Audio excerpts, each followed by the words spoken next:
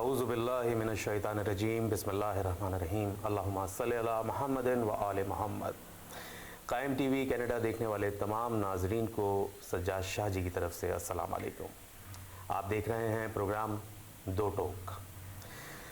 ناظرین گرامی، آج ہم جس موضوع پہ بات کرنے جا رہے ہیں وہ اس وقت تقریباً تمام حلقوں میں زیر بحث ہے۔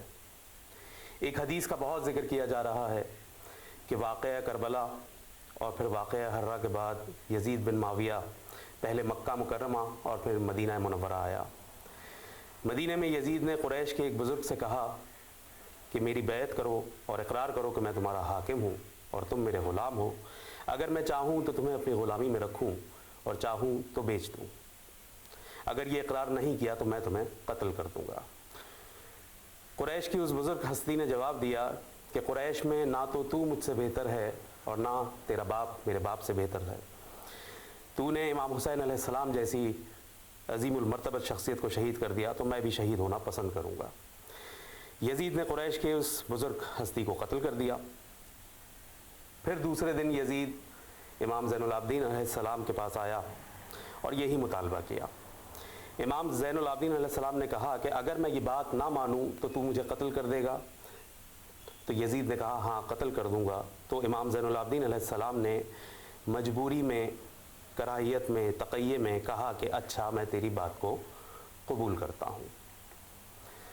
اس روایت کو یعقوب کلینی کی کتاب روضۃ الکافی اور شیخ طوسی کی کتاب کتاب الغیبہ سے پیش کیا جا رہا ہے۔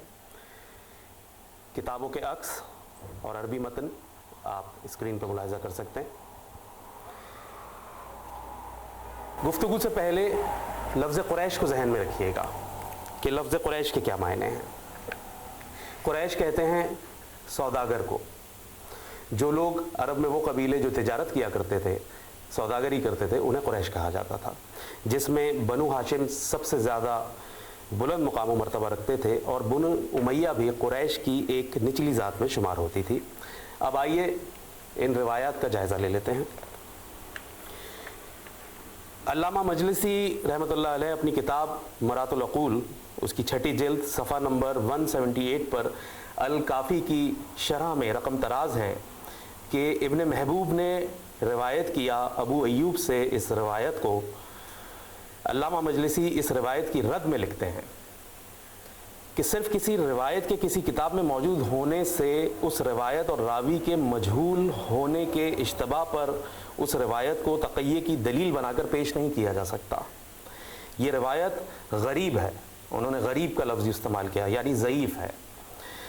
روایت میں ہے کہ یزید حج کے ارادے سے مدینہ آیا۔ یزید ملک شام کی خلافت اور حکومت حاصل کرنے کے بعد اپنی ہلاکت تک ملک شام سے باہر گیا ہی نہیں، البتہ اس نے اپنی فوج بھیج کر وہاں پر مظالم ڈھائے، جنہیں واقعہ ہرہ بھی کہا جاتا ہے۔ اچھا، بہار الانوار کی ہی جلد نمبر 46 صفحہ نمبر 137 پر علامہ مجلسی لکھتے ہیں کہ یہ روایت کہ یزید بعد کربلا مدینہ آیا، اس خبر، اس حدیث میں کچھ اشکال ہے، کیونکہ جان لو کہ یزید حکومت حاصل کرنے کے بعد شام سے خارج ہوا ہی نہیں، یعنی باہر ہی نہیں گیا۔ علامہ مجلسی لکھتے ہیں کہ ممکن ہے کہ بعض راویان کو اشتباہ ہوا ہو کہ انہوں نے مسلم بن عقبہ جو یزید کا گورنر اور سپہ سالار تھا، اس کے آنے کو یزید کا آنا سمجھا ہو، کیونکہ مسلم بن عقبہ یزید کی طرف سے مدینہ آیا اور واقعہ ہرہ پیش آیا، اور واقعہ ہرہ کے وقت امام زین العابدین علیہ السلام مدینہ میں نہیں تھے۔ لیکن یہ احتمال بھی ٹھیک نہیں ہے، کیونکہ روایت میں ذکر ہے کہ بزرگ قریش ہستی نے بیعت طلب کرنے والے سے یہ کہا کہ تم قریش میں حسب و نسب میں مجھ سے زیادہ اکرم نہیں ہو، اور یزید کا گورنر اور سپہ سالار مسلم بن عقبہ جو ہے وہ قریشی نہیں ہے۔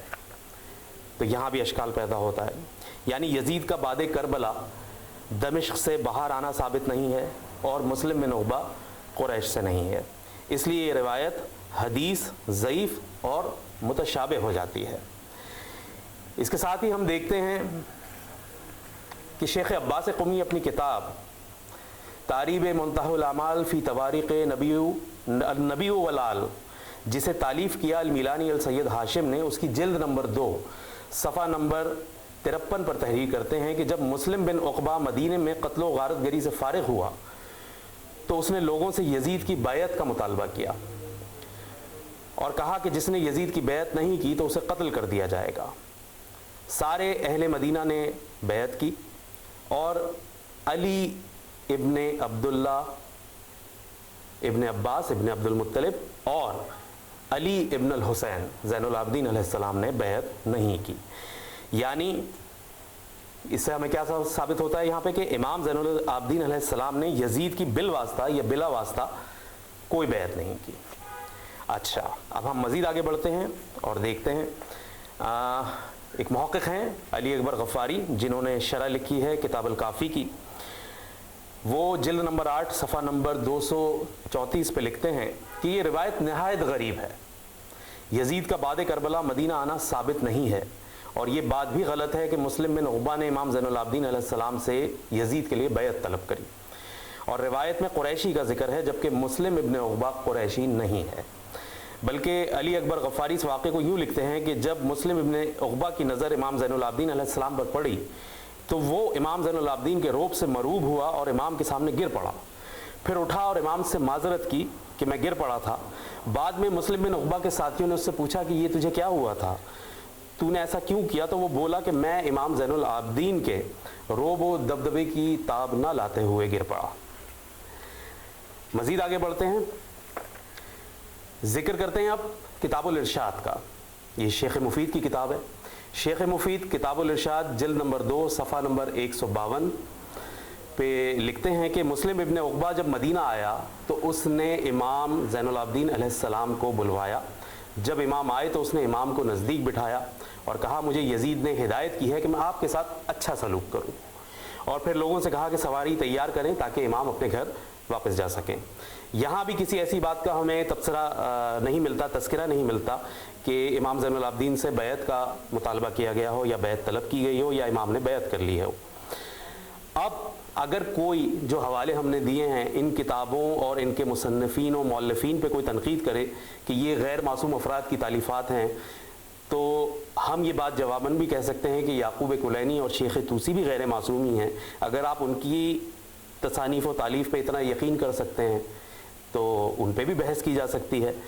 ان متضاد روایات سے ہمیں یہ ثابت ہو رہا ہے کہ یہ روایت کہ یزید مدینہ آیا اور اس نے امام زین العابدین سے بیعت طلب کری اور امام نے نعوذ باللہ بیعت کر لی، یہ قابل اعتبار بالکل بھی نہیں ہوتی ہے، اور ہر ایک صاحب منبر پہ واجب ہے کہ غیر مستند اور اختلافی روایات کو منبر سے نہ پڑھا جائے۔ ہر بات منبر سے بیان نہیں کی جا سکتی، اور یہ روایت تو غلط ہی ثابت ہوتی ہے، جس پہ ایک بڑا مشہور شعر بھی ہے کہ لفظ بیعت پھر زباں پر لا نہیں پایا یزید، اس قدر ہیبت تھی مولا سید سجاد کی۔ دیکھیں یہاں ذکر کیا جا رہا ہے اس حدیث کے اندر کہ یہ بات تقیہ میں کہی گئی ہے۔ سب سے پہلے ہم اس بات کی بھی ایک وضاحت کر دیں مزید آگے بڑھنے سے پہلے کہ فقہ جعفریہ میں شیعہ عقائد کی اور احادیث کی اور تاریخ کی کسی بھی کتاب کو 100% درست نہیں مانا جاتا ہے۔ ٹھیک ہے جی، کتابوں میں بہت ساری چیزیں صحیح بھی ہو سکتی ہیں، غلط بھی ہو سکتی ہیں، مشتبہ بھی ہو سکتی ہیں، ضعیف بھی ہو سکتی ہیں، اختلافی بھی ہو سکتی ہیں۔ یہی وجہ ہے کہ فقہ جعفریہ میں کسی بھی کتاب کے آگے لفظ صحیح نہیں لگایا جاتا۔ لیکن اس سے یہ مطلب بھی نہیں لیا جائے کہ شیعہ کتب مستند نہیں ہیں، ایسا بالکل نہیں ہے۔ شیعہ کتب مستند ہیں، مگر چونکہ علماء کرام غیر معصوم ہوتے ہیں اس لیے ان سے غلطی کا امکان ہے۔ اس لیے احادیث کو پرکھنے کے لیے علم رجال، سند، نص، متن، شان قرآن اور شان اہل بیت علیہم السلام کے مطابق پرکھا جاتا ہے۔ کبھی متن صحیح ہوتا ہے مگر راوی مستند نہیں ہوتے، کبھی راوی مستند ہوتے ہیں تو متن قابل قبول نہیں ہوتا، کبھی راوی، سند، متن تینوں ہی صحیح نہیں ہوتے، اور کبھی راوی اور روایت دونوں مستند ہوتے ہیں اور وہی روایت قابل قبول ہوتی ہے۔ لیکن سب سے اہم بات ہوتی ہے کہ قول معصوم ہے کہ اگر کوئی حدیث شایان قرآن اور شان اہل بیت کے مطابق نہ ہو تو اس حدیث کو دیوار پر دے مارو۔ گفتگو کو اور آگے بڑھاتے ہیں اس کے ساتھ ہی اب ہم دیکھتے ہیں ایک اور معروف کتاب جسے تالیف کیا ہے شیخ علی محسن نے۔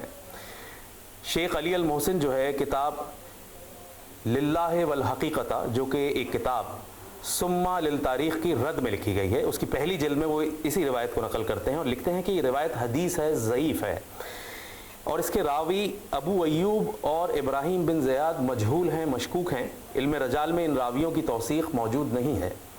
مزید لکھتے ہیں کہ یہ روایت نہ صرف سند کے لحاظ سے کمزور ہے بلکہ متن کے حساب سے بھی ناقابل قبول ہے، کیونکہ مورخین نے متواتر لکھا ہے کہ یزید واقعہ کربلا کے بعد حج کرنے کبھی مکہ مدینہ آیا ہی نہیں۔ یہ باتیں مکمل طور پہ ان روایات کو ضعیف ثابت کرتی ہیں، بے اثر ثابت کرتی ہیں۔ آپ نے جید علماء کی احادیث کے حوالے ملاحظہ کیے۔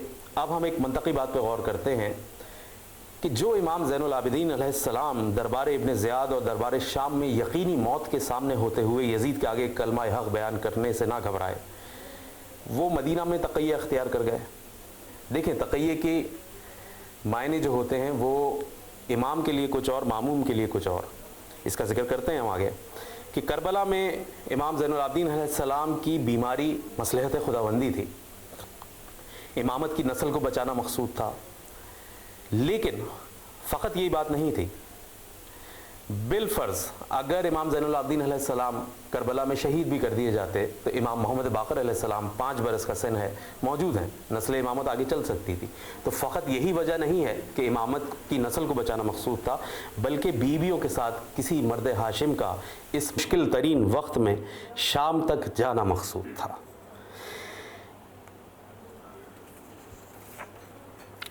اسی طرح اگر امام زین العابدین علیہ السلام بنی ہاشم کی حفاظت کی غرض سے نعوذ باللہ یزید کی بیعت کرتے ہیں تو امام حسین علیہ السلام پر تو زیادہ واجب ہو جاتا ہے کہ بیعت یزید کر کے سب کو بچا لیتے۔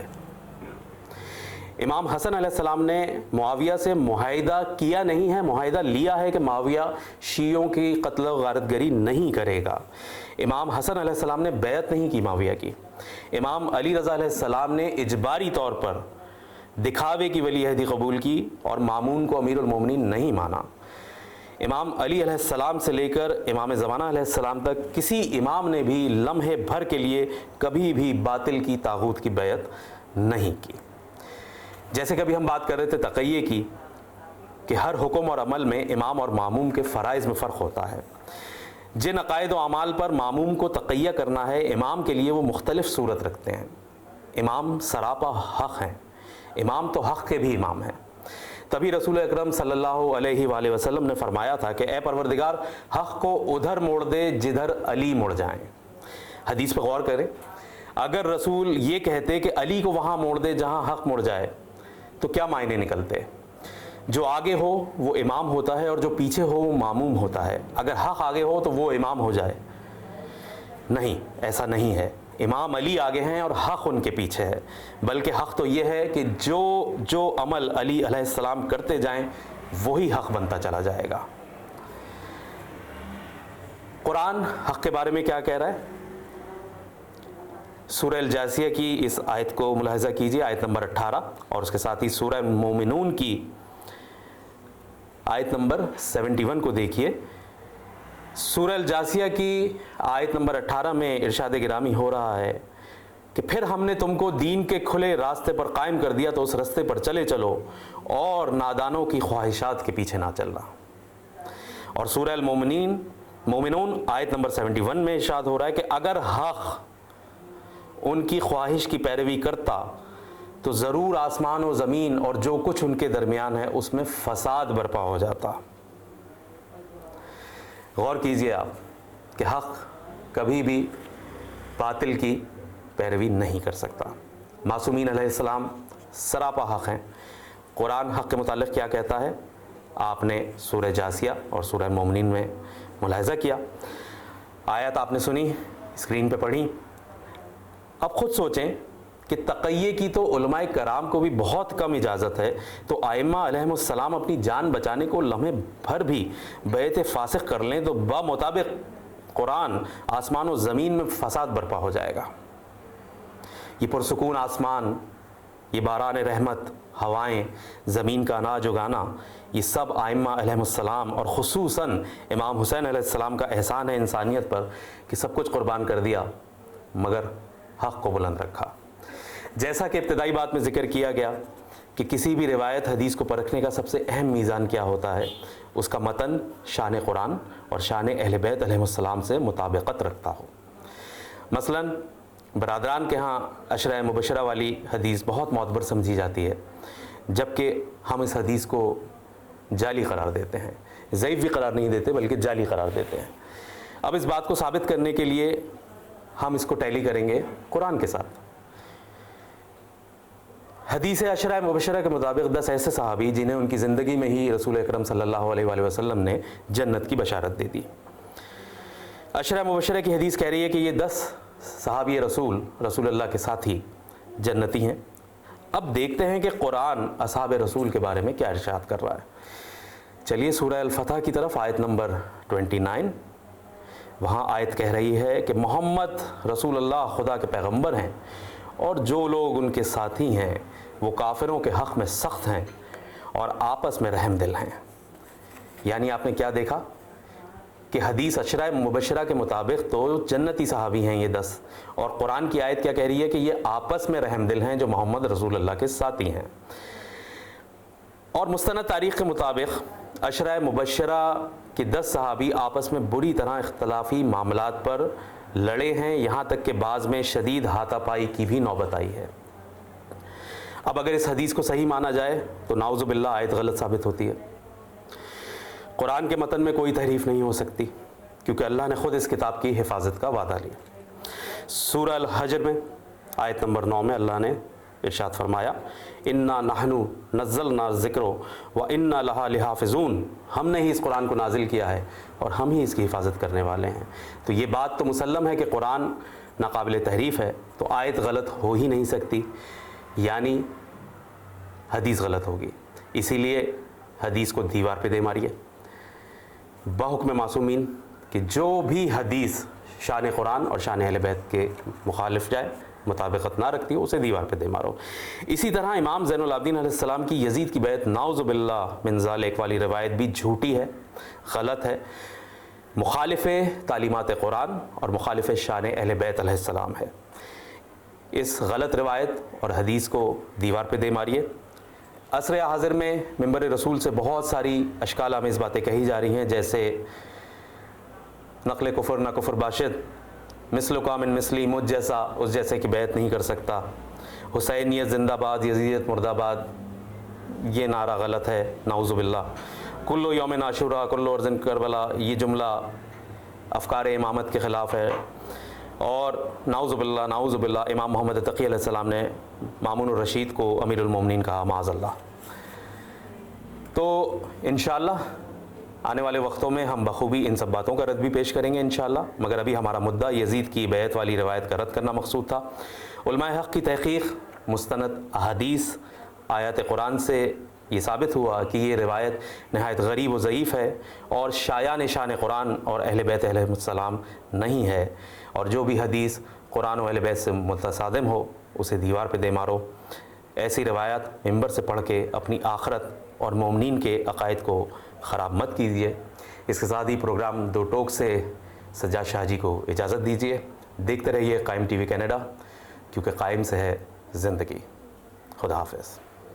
شاہ سوار کربلا کی شاہ سواری کو سلام، نیز پہ قرآن پڑھنے والے قاری کو سلام۔